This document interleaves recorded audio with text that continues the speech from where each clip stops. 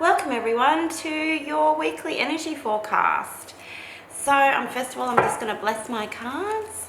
So dear angels, saints and spirits from the divine white light, please bless my cards and give me clear insight, so mote it be. So this week is going to be another powerful week with a lot of planetary activity in the sky.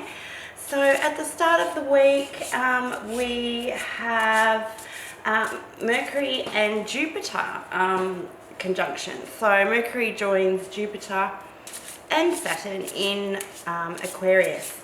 So this is a rather lovely energy, which is a very hopeful energy. So this brings us a lot of hope for the future, so which is really nice. But the only other thing with the Mercury and Jupiter, because Mercury is the planet of communication and Jupiter being the planet of expansion, just need to be careful of over-exaggerating. That could be yourself or with other people that you're actually communicating with.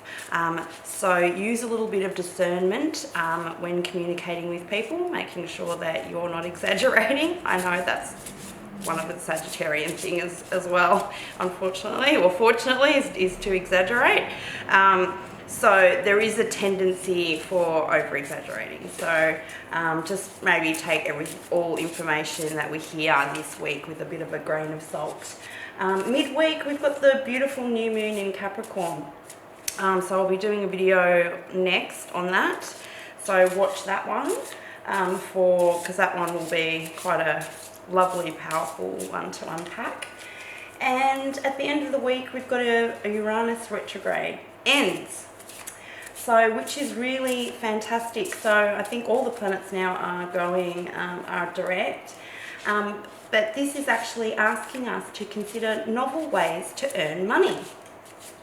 And because this is in Capricorn, Capricorn is all about career, finances, ambition, and finances as well. So that's why this is a really good time to be considering other ways of making money.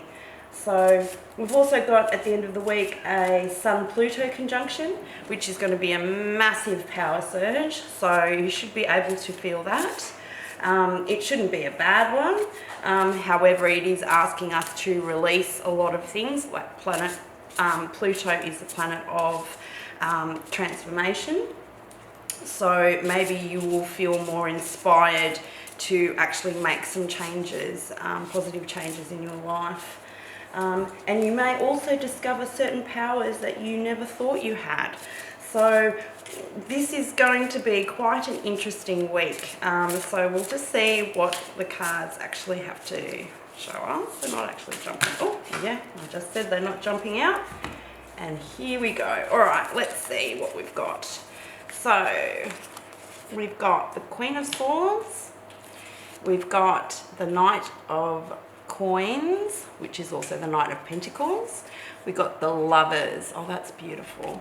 We've got the Ace of Pentacles. One of this card just fell out and it did come up in the reverse. So it is Judgment.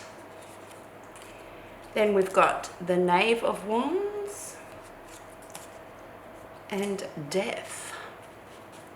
Wow, okay. So that kind of all makes sense, doesn't it, with the energies that is coming out already. So the start of the week, because we have that beautiful Mercury-Jupiter conjunction, we've got the Queen of Swords. So the Queen of Swords is a cold energy, but it's also seeking clarity as well. So again, with how I read it, is if the swords are down, it's not clarity as such. So there are truths coming out, there are communications coming out. However, like I said at the start of the week, you have to use your discernment and see whether or not it's actually the truth, the whole truth and nothing but the truth, and not an exaggeration of that. So also it could be an energy of also cutting things out, because we are starting a new year. It really is a time to purge, let go, release things that do not serve us anymore, and whether that be people, situations or things, that's what the Queen of Swords could be doing. So that's our Sunday energy. So on Monday we have the Knight of Pentacles or coins in this deck. So this one is obviously, this is the slowest moving knight coming in, trying to bring us in something tangible. So again, with that Capricornian energy, that's what I'm really feeling, because it's an earth sign. Earth is Pentacles. So that's the kind of energy that I'm seeing. And Capricorns are very methodical as well. They're very much, pretty similar to Taurus, but not quite. But they're very methodical. They like taking steps. They don't skip steps. So they plod along very slowly as well. So that is that kind of energy that I'm actually picking up on as well with that. And that would be leading us into the new moon as well. On Tuesday, we have the Lovers, which is absolutely beautiful. Oh, and I forgot to mention as well, in the middle of the week, we've got a Venus-Uranus trine. And as we know, trines are always an opportunity, which will bring forth a positive outcome. So with anything to do with Venus is always to do with love. So this could be a loving energy. So it might be a good time to revamp your romantic life. However, with the Venus and Uranus trine, it's actually asking us to focus on a romantic revolution, whatever that whatever that may mean for you. So whether you're single, it might just go, okay, I'm going to decide to do things a bit differently. If you're coupled, you might want to try and refresh the relationship by doing different things, starting a romantic revolution. So this is asking us to bring in some new ways on how we either see our romantic relationships, how we view them, or what things that we can actually do which might enhance them, which is just beautiful. And then, so that's Sunday, Monday, Tuesday, Wednesday, we've got the Ace of Pentacles or coins. Again, perfect. This is the new moon in Capricorn, and as I said, Capricorn is an earth sign. This is perfect. So this is something tangible coming in. It is the start of something stable, something financial, and it's also, and I will speak about it more in the new moon in Capricorn, but it is a really good time to be looking at finances, career, and how we want to move forward with that in mind, especially for this year. So it's a good time to be doing budgeting, or like I said, having novel ways, looking at novel ways to actually earn money. So that's on Wednesday. On Thursday, we have the Judgment reversed. Okay, so this is actually kind of telling me, so this is another major arcana, and Judgment usually is calling up like second chances, things like that. This is maybe an opportunity or something that might have been missed, or it could be also just saying that there might be something that you need to, I'm seeing, maybe just take a little bit more time on and consider something that you might want to terminate and finish. Maybe that might be something, it's maybe telling you just to hang off for a moment and wait till you have more information. That's what I'm kind of seeing with that kind of energy, with Judgment being in reverse. So yeah, that's what I'm really kind of seeing. So something that, because it's under the Queen of Swords, I'm really seeing that it is something to do with something that you want to cut out, and maybe something that you want to finalize. But it's actually telling you to hold off for a moment and maybe wait till you get more clarification. That's what I'm seeing. So that's Wednesday. Thursday. Friday, we have the Knave of Wands. So Now this one is something that's coming in. It's something new, it's something passionate. So it could be a new project, and that would be really, it really encompasses the energies as well at the end of the week. Because again, Uranus goes direct. So that might mean the start of a new project. And also, as I said, novel ways of earning money as well. So maybe it might be a new way, a passion project that you could maybe turn into making money. Maybe that might be an option for you. Maybe that might be same because it's next to Judgment. It might be something that you thought wasn't lucrative.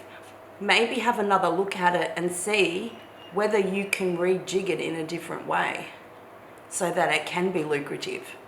So maybe that's what that's actually saying. And then on Saturday, we have the Death card. Now this is the perfect energy with that Sun-Pluto conjunction, with that power surge. So this really is saying that, yes, there are certain things that need to end. Certain cycles, certain ways that we do things, certain beliefs. It could actually mean the death of somebody, unfortunately, as well. I'm actually picking that up. So it could actually mean that as well. However, will be an ending of a cycle. That is something that needs to close out, that needs to end, that needs to be put to rest. So I'm really feeling that for the end of the week. However, like I said, it could just be a situation or a belief that you have that really needs to go. So we're just going to pull out some advice as well from the universe. So let's just see what advice that we have for the rest of the week. But overall, it's going to be a pretty powerful week. So it just depends on what we choose to do with those powers, whether we decide to work with it.